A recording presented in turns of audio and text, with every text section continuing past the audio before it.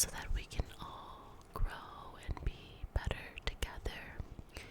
One of the biggest reasons for starting this channel was for me to have a healthy outlet to unwind and relax after busy days, and through that help you also do the same. I just finished this book titled Atomic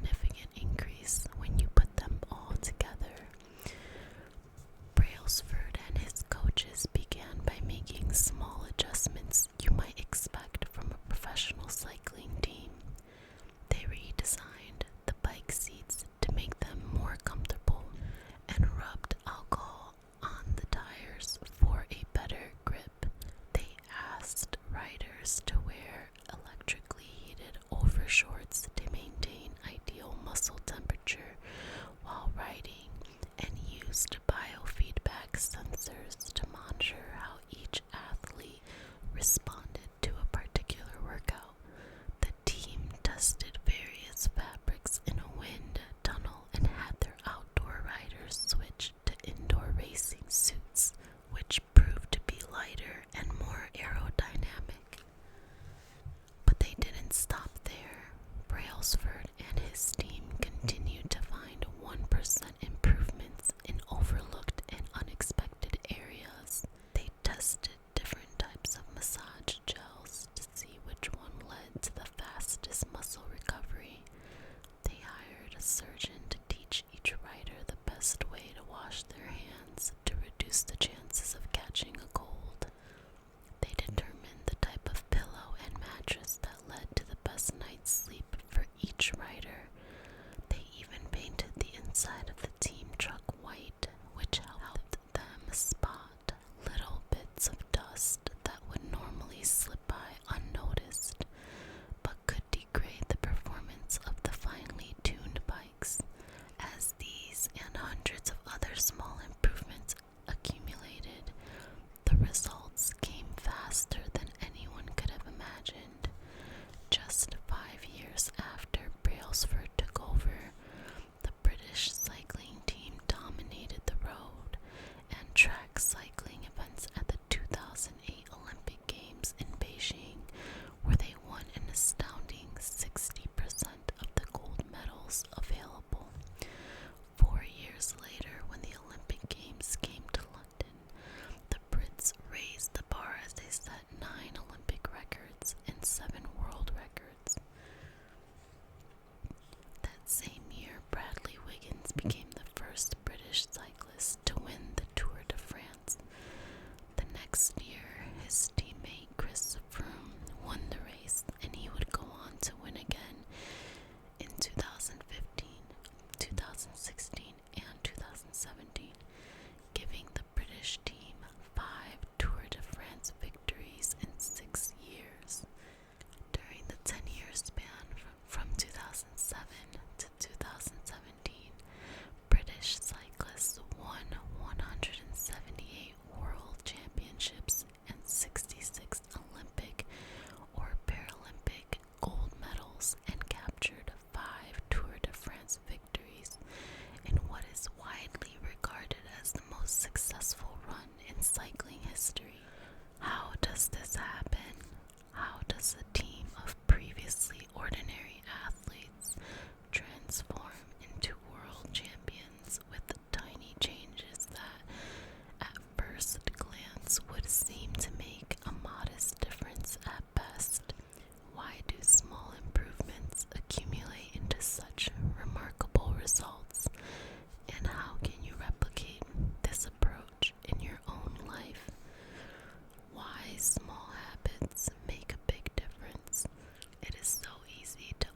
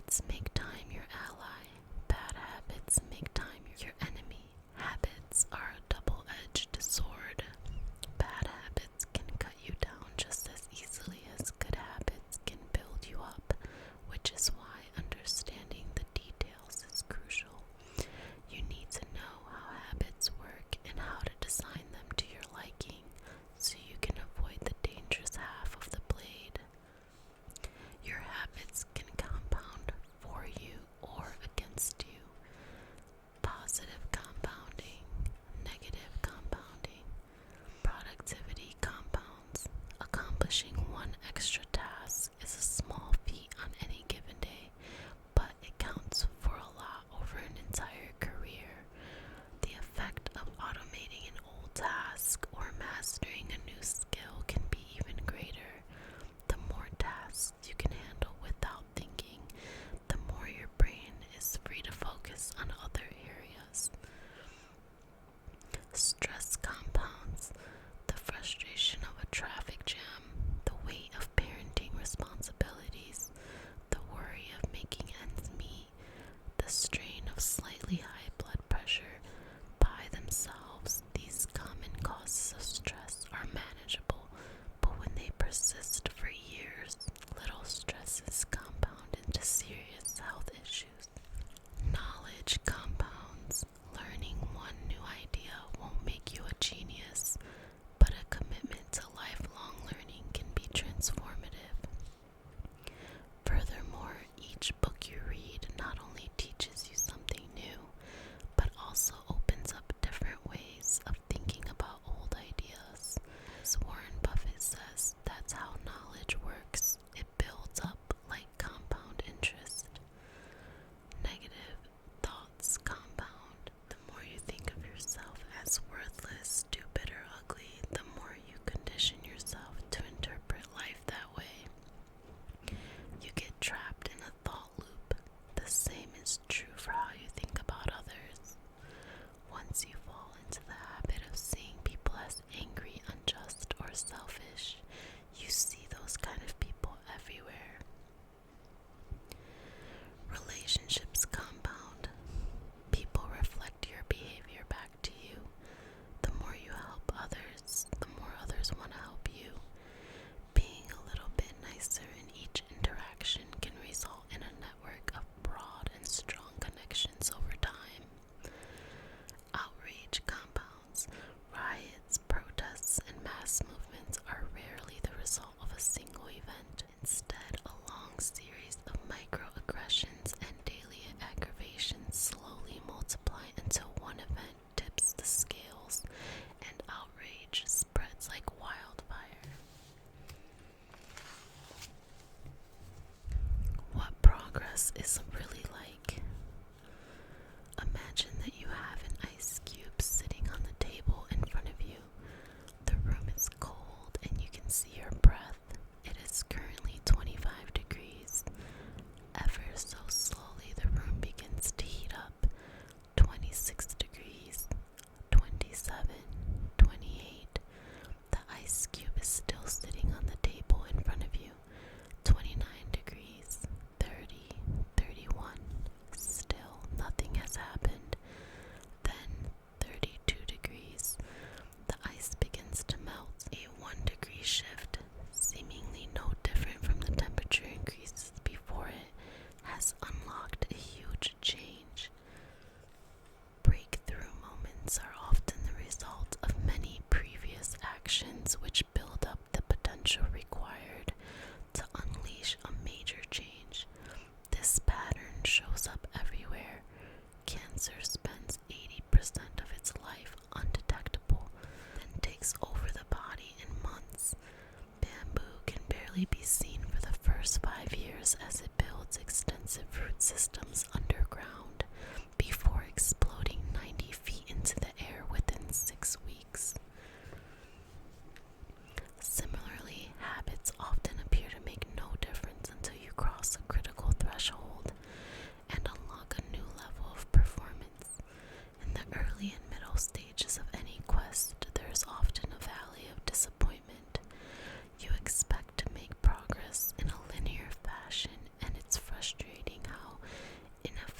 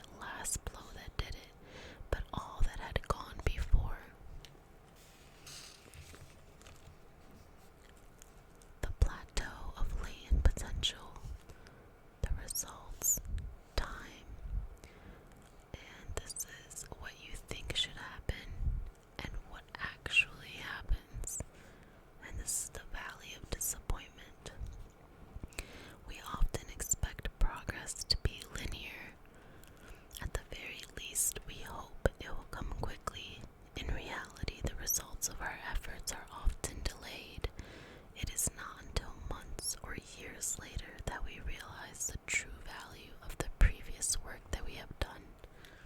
This can result in a valley of disappointment where people feel discouraged after putting in weeks or months of hard work without experiencing any results.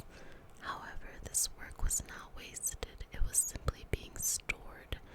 It is not until much later that the full value of previous efforts is revealed. All big things come from small beginnings.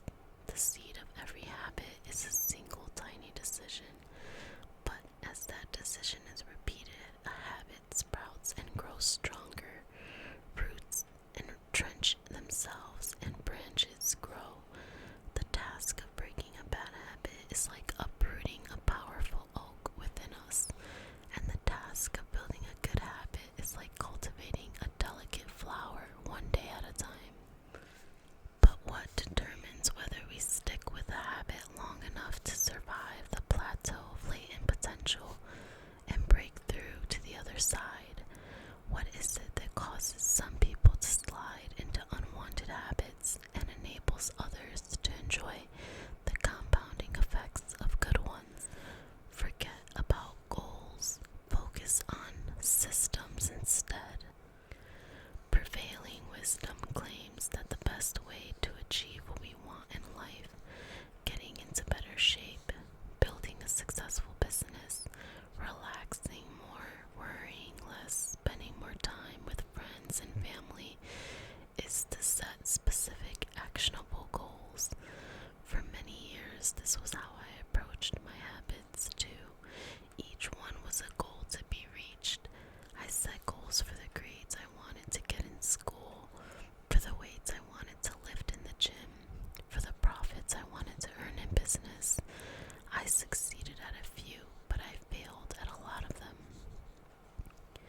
Eventually, I began to realize that my results had very little to do with the goals I set and nearly everything to do with the systems I followed.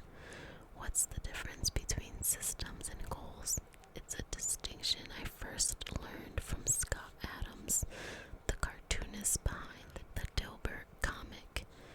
Goals are about the results you want to achieve. Systems are about the processes that lead to those results. If you're a coach, your goal might be to win a championship. Your system is the way you recruit players, manage your assistant coaches, and conduct practice. If you're an entrepreneur, your goal might be to build $1 million business. Your system is how you test product ideas, hire employees, and run marketing campaigns. If you're a musician, your goal might be to play a new piece. Your system is how often you practice, how you break down and tackle different measures, and your method for receiving feedback from your instructor. Now for the interesting question.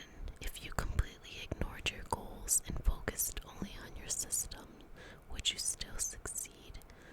For example, if you were a basketball coach and you ignored your goal to win a championship and focused only on what your team does at practice each day, would you still get results? I think you would. The goal in any sport is to finish with the best score, but it would be ridiculous to spend the whole game staring at the scoreboard. The only way to actually win is to get better each day. In the words of three-time Super Bowl winner Bill Walsh, the score takes care of itself. The same is true for other areas of life. If you want better results, then forget about setting goals. Focus on your system instead. What do I mean by this? Are goals completely useless? Of course not. Goals are good for setting a direction, but systems are best for making progress. A handful of problems arise when you spend too much thinking about your goals and not enough time designing your systems. Problem number 1. Winners and losers have the same goals. Goal setting suffers from a serious case of survivorship bias. We concentrate on the people who end up winning. The survivors and mistakenly assume that ambitious goals led to their success while overlooking all of the people who had the same objective but didn't succeed. Every Olympian wants to win a gold medal. Every candidate wants to get the job. And if successful and unsuccessful people share the same goals, then the goal cannot be what differentiates the winners from the losers. It wasn't the goal of winning the Tour de France that propelled the British cyclists to the top of the sport. Presumably, they had wanted to win the race every year before, just like every other professional team. The goal had always been there. It was only when they implemented a system of continuous small improvements that they achieved a different outcome. Problem number 2. Achieving a goal is only a momentary change. Imagine you have a messy room and you set a goal to clean it. If you summon the energy to tidy up, then you will have a clean room for now. But if you maintain the same sloppy pack rat habits that led to a messy room in the first place, soon you'll be looking at a new pile of clutter and hoping for another burst of motivation. You're left chasing the same outcome because you never changed the system behind it. You treated a symptom without addressing the cause. Achieving a goal only changes your life for the moment. That's the counterintuitive thing about improvement. We think we need to change our results, but the results are not the problem. What we really need to change are the system that caused those results. When you solve problems at the results level, you only solve them temporarily. In order to improve for good, you need to solve problems at the systems level. Fix the inputs, and the outputs will fix themselves.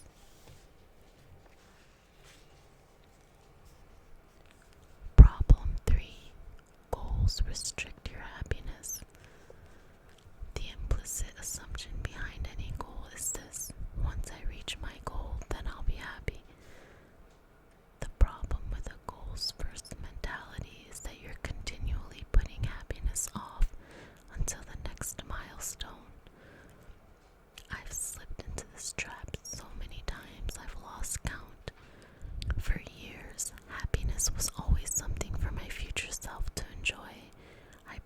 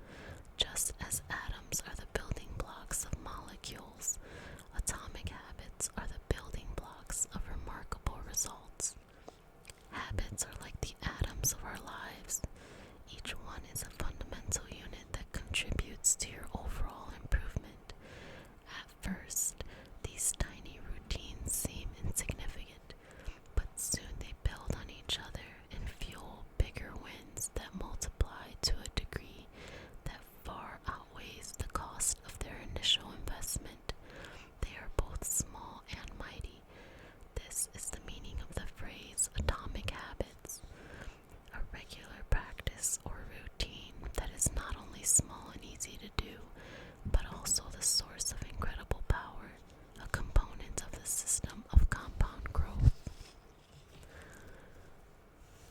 Chapter summary. Habits are the compound interest of self-improvement. Getting 1% better every day counts for a lot in the long run. Habits are a double-edged sword. They can work for you or against you, which is why understanding the details is essential. Small changes often appear to make no difference until you cross a critical threshold. The most powerful outcomes of any compounding process are delayed. You need to be patient. An atomic habit is a little habit that is part of a larger system. Just as atoms are the building blocks of molecules, atomic habits are the building blocks of remarkable results.